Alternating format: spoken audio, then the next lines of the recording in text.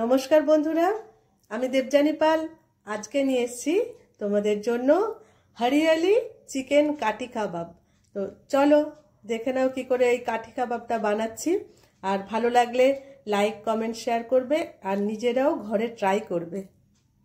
Chicken hariyali কাঠি কাবাব এটা বানানোর জন্য কাঠি কয়েকটা জোগাড় করে রাখতেই হবে, আর সঙ্গে লং তরাইয়ের মশলা আছে, গুঁড়ো মশলা, চিকেন বোনলেস নিয়েছি, পেঁয়াজ কুচি, আর আমি এর মধ্যে দিয়ে দিলাম মিক্স করে এটা পেস্ট করব চিকেন, ধনেপাতা, পুদিনা পাতা, পেঁয়াজ কুচি, আদা আর সব কিছু মিলিয়ে একটা পেস্ট করে নিলাম। তারপরে এর মধ্যে দিলাম আমি কাবাব মশলা, হলুদ গুঁড়ো, লং তরাইয়ের, লঙ্কা গুঁড়ো আর নুন তো অবশ্যই দেব।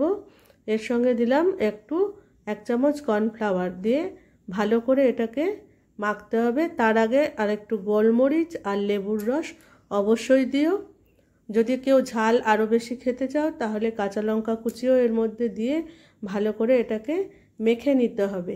কাবাব মশলাটা আমি বানিয়েছি গোটা জয়িত্রী, এলাচ, দারচিনি, গোলমরিচ আর কাবাব চিনি কড়াইতে টেলে নিয়ে গুঁড়ো করে নিয়েছি।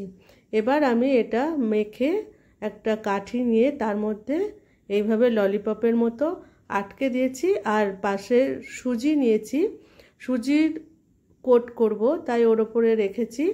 এইভাবে 4-5টা করে নিয়ে সুজির কোট দিয়ে এইভাবে রেখে দিয়েছি।